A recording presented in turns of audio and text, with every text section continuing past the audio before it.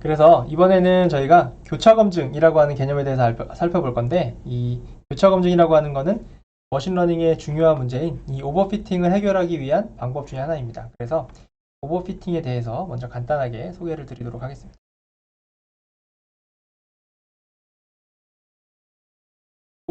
오버피팅이라고 하는 거는 기본적으로 머신러닝 알고리즘이 필연적으로 가질 수밖에 없는 그런 문제라고 볼 수가 있어요. 왜냐하면은 머신러닝 모델, 우리가 이 결정 트리가 됐던 혹은 다른 우리가 배우진 않았지만 로지스틱 리그레션이나 SVM 같은 다른 머신러닝 알고리즘을 쓰던지 간에 이 알고리즘의 이 fit이라고 하는 함수, 학습하는 함수는 이렇게 주어진 데이터를 잘 맞추기 위해서 잘 맞추는 모델을 만드는 게 이 실제 머신러닝 알고리즘의 목적이 되죠. 그렇기 때문에 기본적으로 학습하는 학습 모델은 주어진 데이터를 잘 맞추려고 노력을 합니다. 잘 맞추려고 노력을 하는데 주어진 데이터에 대해서도 잘 맞추고 우리가 나중에 평가할 때 이렇게 새로운 데이터에 대해서도 잘 맞추면 상관이 없어요. 예를 들어서 이 학습할 때의 데이터를 가지고 뭐 예측했더니 뭐 98%가 나오고 새로운 실제 데이터를 가지고 예측을 했을 때 뭐 93%가 나오더라.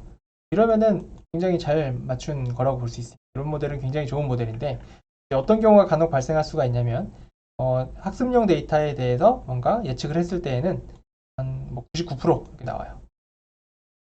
그래서 그렇게 나오는데 실제 새로운 데이터가 왔을 때에는 막 67%뭐 이렇게 나오는 거야.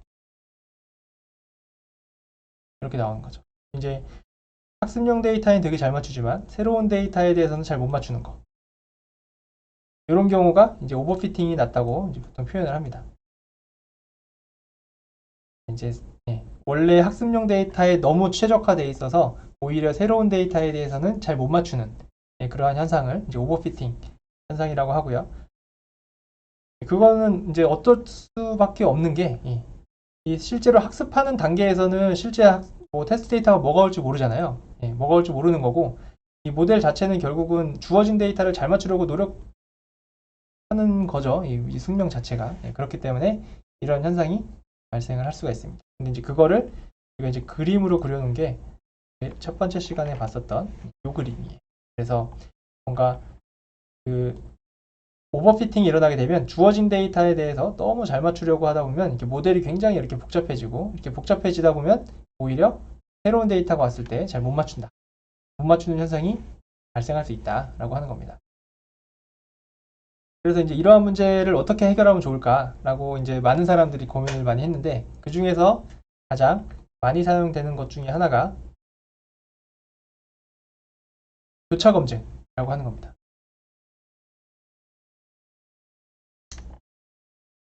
교차 검증이라고 하는 것은 지금 써 있는 것처럼 주어진 데이터에 과적합, 오버피팅 되는 문제를 개선하기 위해서 사용을 하고요.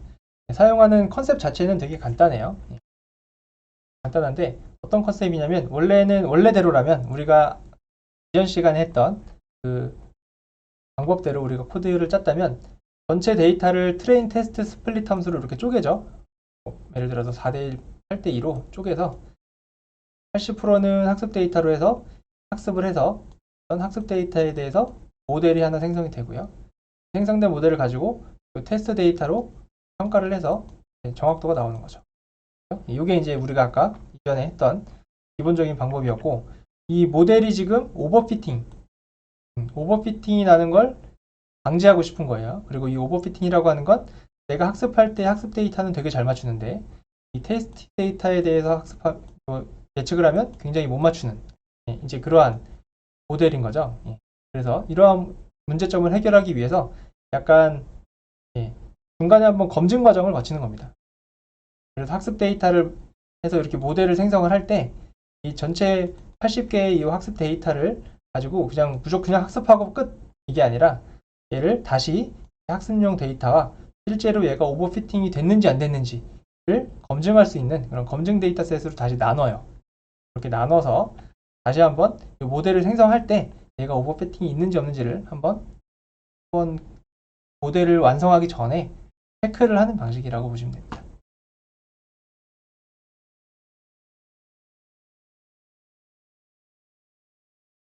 이렇게 생각하면 그렇게 되는 거죠. 이렇게 생각하면 오버피팅이라고 하는 건 모의고사는 잘 보는데 본시험 망치는 거.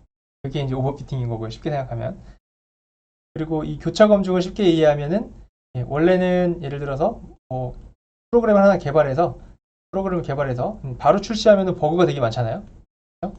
버그가 되게 많아서 바로 프로그램을 개발해서 바로 출시하는 게 아니라 프로그램을 한번 개발해보고 검증해보고 프로그램 개발해보고 검증한 거 수정하고 다시 검증해보고 수정하고 검증해보고 뭐 이렇게 알파 테스트 같은 것들 하나 한 번 중간에 둬서 이 테스트를 한번 하고 나서 프로그램을 출시한다. 뭐 이런 개념이라고 생각을 하시면 돼요. 그러면은 이 학습 데이터와 이 학습 데이터를 어떻게 다시 학습 데이터와 검증 데이터로 나눌 건지는 주로 많이 사용하는 게 교차 검증 중에서도 이 K폴드 교차 검증이라고 하는 방법을 가장 많이 사용을 합니다. 그래서 보통 교차 검증을 영어로 하면 크로스 밸리데이션이라고 하는데요. 그 K폴드 크로스 밸리데이션 방법은 어떻게 하는 거냐면 전체 데이터셋, 학습 데이터셋이죠. 전체 학습 데이터셋이 있으면 K개로 나눠요. 전체 학습 데이터셋이 있으면 K개로 나눕니다. 그래서 K가 만약에 5라고 하면 이 전체 학습 데이터를 이렇게 5등분 하는 거예요. 5등분 하면은 5등분을 해서 4개는 학습하고 나머지는 검증하고 이렇게 하면은 5가지의 케이스가 나오죠. 검증이 얘가 1번부터 얘가 D5번이라고 하면은 D5번이 검증이 될 수도 있고 D4번이 검증이 될 수 있고 D3, D2, D1 이렇게 각각 하나씩 검증하고 나머지는 학습 데이터로 이렇게 해서 총 5번을 수행하게 되는 거죠. 5번을 학습하고 1차 검증하고 학습하고 1차 검증하고 학습하고 1차 검증하고 이런 식으로 해서 검증하는 과정을 거치게 됩니다. 이 검증을 함으로써 실제로 오버피팅을 방지하게 되는 겁니다.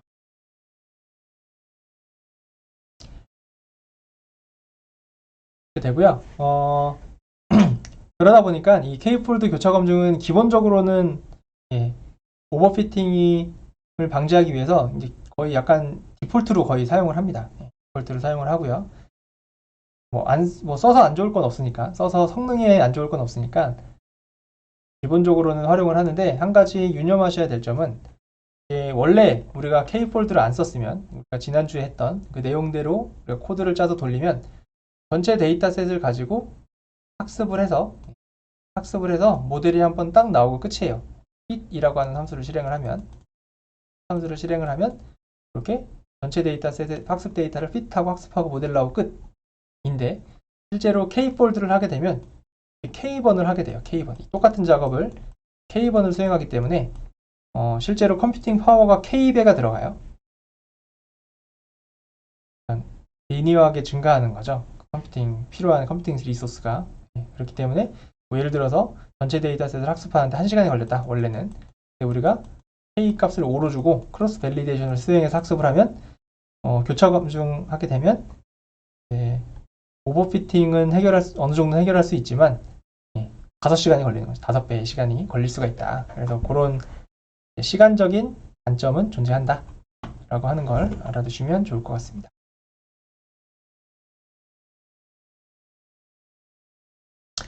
근데 이제 그 K폴드 교차 검증의 단점이 하나가 있어요.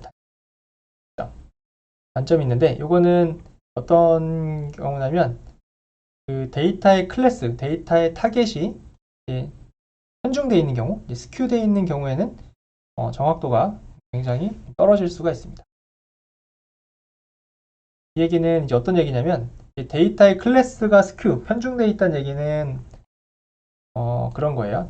어떤 얘기냐면 예를 들어서 여기 예제로 대출 사기 데이터, 예를 들어서 금융 사기 데이터라고 이제 가정을 해볼게요.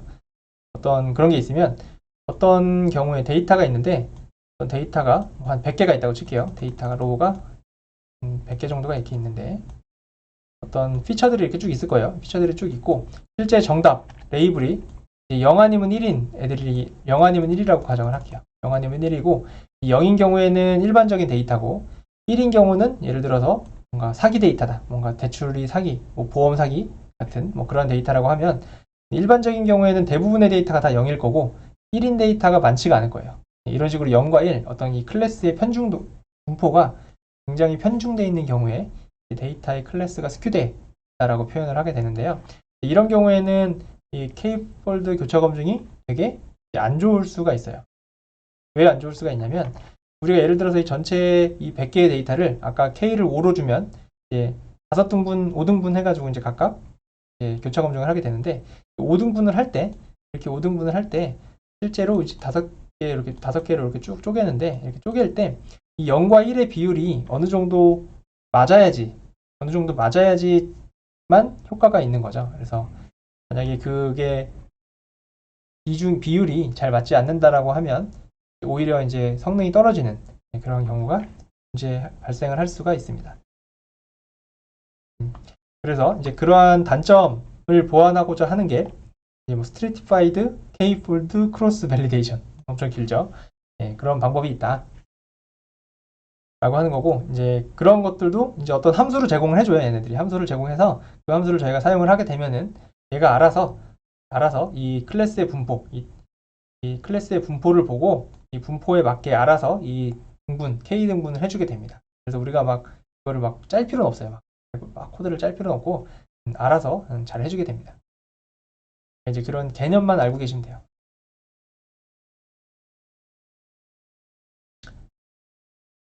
그래서 우리가 사이킨런에서 이러한 뭐 K-폴드 크로스 밸리데이션이든 혹은 스트래티파이드 K-폴드든 아무튼 교차 검증이라고 하는 함수를 저희가 사용을 할 건데 사용을 하게 되면 기본적으로 분류의 모델과 회귀 모델에서는 분류의 모델 같은 경우에는 스트래티파이드 K-폴드를 기본적으로 사용을 하고요.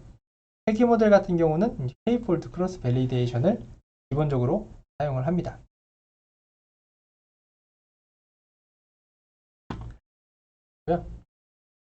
여기서 질문이 있을 수가 있는데 그냥 얼핏 들었을 때는 K폴드를 굳이 쓸 필요가 없을 것 같잖아요. 그냥 스트래티파이드 K폴드를 쓰면 되지.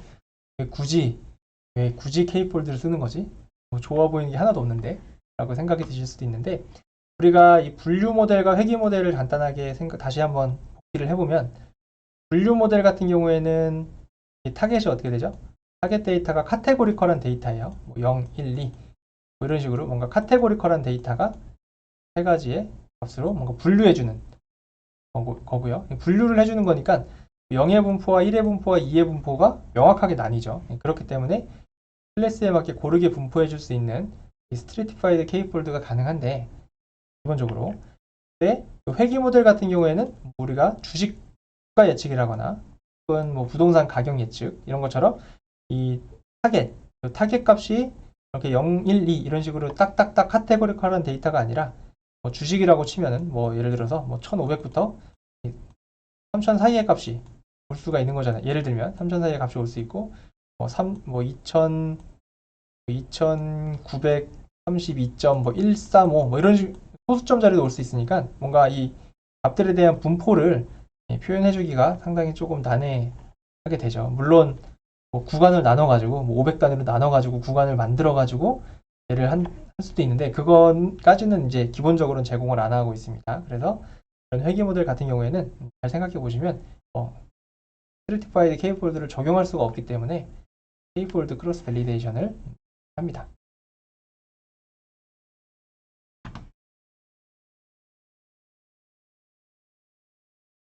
네, 여기까지가 이제 간단하게 교차 검증에 대한 기본적인 내용을 설명을 드렸고요.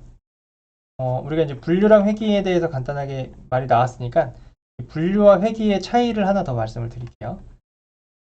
예를 들어서 우리가 학습 데이터가 이렇게 있으면 이 학습 데이터에 어떤 피처들이 이렇게 쭉 있고 얘는 아까처럼 뭐 0과 1과 2를 비와 관련된 데이터를 이렇게 가지고 있다고 가정을 하겠습니다. 요거를 이제 실제로 학습을 시켜서 모델을 만들었어요. 모델을 만들었습니다. 예를 들어서 얘가 뭔가 꽃 사진을 주면 그 꽃의 품종을 맞춰주는 네이버 서비스라고 가정하면 개나리, 무궁화, 진달래 관련된 데이터를 가지고 컴퓨터를 막 학습을 시켜요. 학습을 시키면 이 모델 자체는 어떤 꽃 사진이 왔을 때 개나리, 무궁화, 진달래 셋 중에 하나로만 대답을 해줄 수가 있겠죠. 내가 학습한 데이터가 개나리, 진달래, 나팔꽃이었나? 아무튼 이 세 가지의 꽃에 대해서만 내가 학습을 했으면 그 자기가 학습한 것에 대해서만 답변을 해줄 수가 있죠. 갑자기 막 여기 철쭉꽃 관련된 사진을 이렇게 갖다 대면 얘가 너 철쭉이네? 라고 이제 자기가 배우지 않았던 내용을 알려줄 수는 없죠. 그래서 이 분류 모델 같은 경우에는 나의 정답 데이터 있는 내가 학습한 데이터에 대해서만 분류를 해줄 수가 있습니다. 회귀는 약간 달라요. 우리가 아까 예를 들어서 주식 데이터를 가지고 예측을 한다라고 하면 주식 데이터가 뭐 1500부터 내가 가지고 있는 데이터가 뭐 1500짜리도 있고 1530짜리도 있고 쭉 해서 3000짜리도 있었어요. 이런 데이터를 가지고 회귀 모델을 돌려서 학습을 시키면 했어요. 그래서 내일의 주식이 어떻게 될 것 같아? 라고 이제 물어보면 물론 특징들을 막 나열해 주겠죠. 그 데이터를 쭉 주고 내일 데이터는 이렇게 될 것 같은데 이렇게 되면 내일의 주가는 몇 점일 것 같니? 얼마일 것 같니? 라고 이제 얘한테 모델한테 물어보면 얘는 지금 내가 학습한 데이터 이 1500에서 3000 사이의 값이 아닌 다른 데이터도 줄 수가 있습니다. 뭐 예를 들어서 오늘은 한 1430 갈 것 같은데 뭐 이런 식으로 학습한 데이터의 범위를 벗어나는 것에 대해서도 이제 회귀 모델은 예측을 해줄 수가 있습니다. 네. 이런 차이점도 존재한다 라고 하는 걸 알아두시면 좋습니다.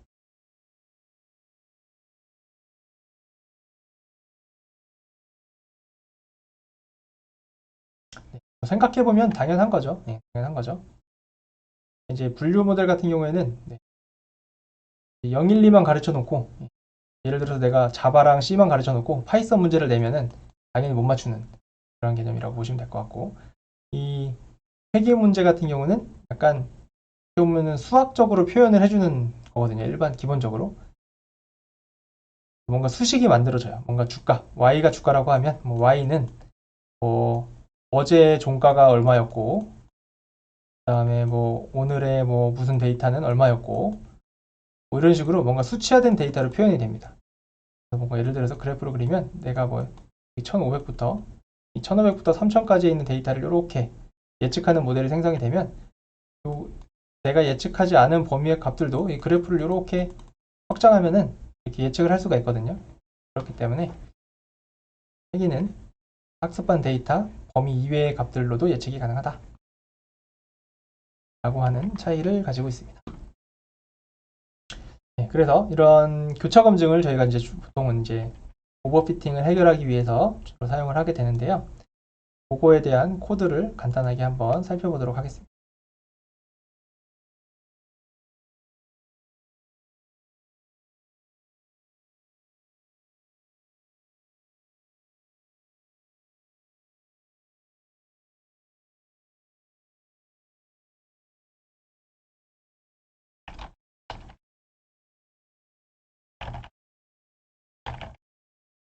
네. 이거는 제가 그냥 여러분들이 참고하려고 제가 코드를 그냥 복사 붙여넣기 해서 할게요.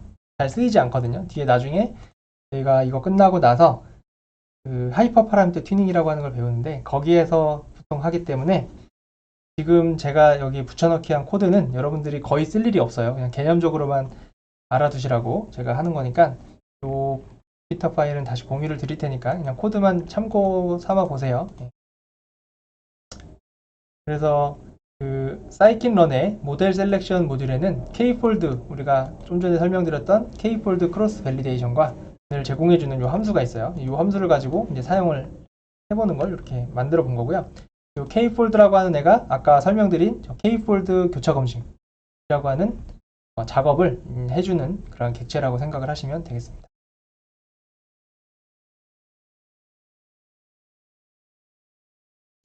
그래서 이 객체를 만들어서 일단 K폴드라고 하는 객체를 만들고요. 만들면서 이 nSplit 이라고 하는 게 K 값이에요. 이 K 값을 5로 준 거죠. 그러면은 전체 학습 데이터를 이제 5등분 해가지고 4개는 학습용, 1개는 검증용, 자체 검증용으로 이제 사용을 하게 됩니다. 그러한 관련된 내용들을 이렇게 쭉 써놓은 거예요. 그래서 이 포문 같은 경우는 내가 5등분 하는 거니까 이 K폴드 스플릿 함수를 실행을 하게 되면 이 주어진 아이리스 데이터를 5등분 하는 거죠. 뒤에서 이 K폴드라고 하는 객체를 생성할 때 만들었던 이 5라고 하는 값으로 얘를 만약에 3이라고 주면 3등분 하는 거고 10이라고 주면 10등분 하는 겁니다. n스플릿 값 개수만큼 이 데이터들을 쪼개서 5로 줬으니까 5번을 순회하는 거죠. 5번을 순회하면서 각각에 대해서 검증을 자체적으로 하는 그러한 코드라고 생각을 하시면 되겠습니다.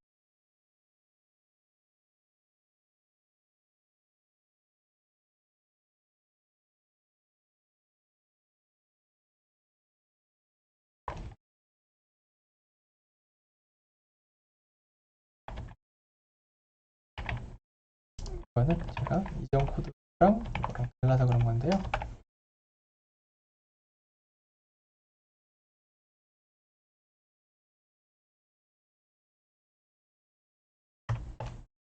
이런 식으로 이제 5번 수행이 되죠. 1번, 2번, 3번, 4번, 5번.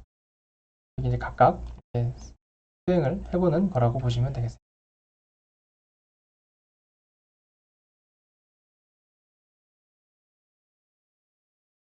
근데 이렇게 보시면 이게 데이터 정확도가 굉장히 이제 편차가 좀 있죠. 편차가 있는 걸 볼 수가 있는데 이번에는 Stratified K-폴드를 한번 해볼게요.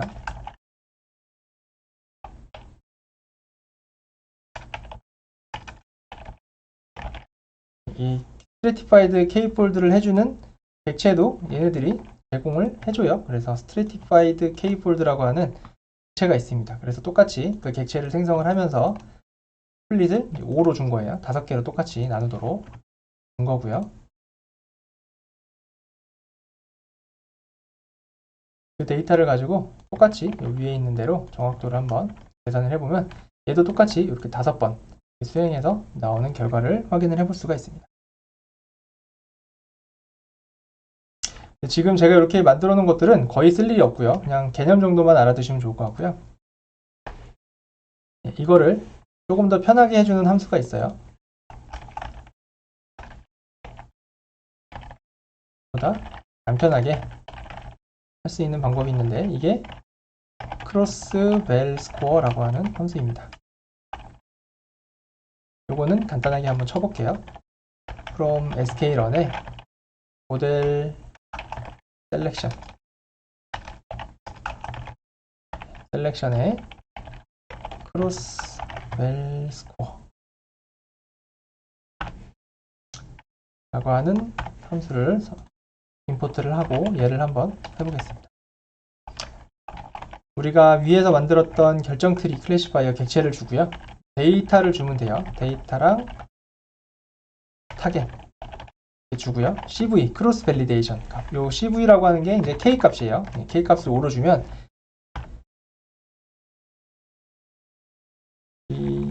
이 클래시파이어 이렇게 하게 되면 얘가 5번 이렇게 수행해가지고 거기에 해당하는 정확도를 이렇게 리턴을 해주는 겁니다. 그러니까 아까 위에서 했던 이 작업들 있죠? 이 작업들을 얘가 알아서 해주는 거죠.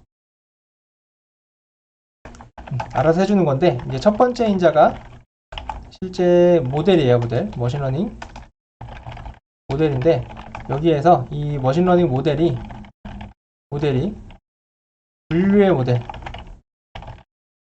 클래시피케이션의 모델이면 이거면 얘가 자동으로 이 스트래티파이드 K-폴드를 수행을 하는 거고요. 만약에 이 머신러닝 모델이 분류가 아니라 회귀의 리그레션의 문제였으면 얘는 그냥 K-폴드를 한다.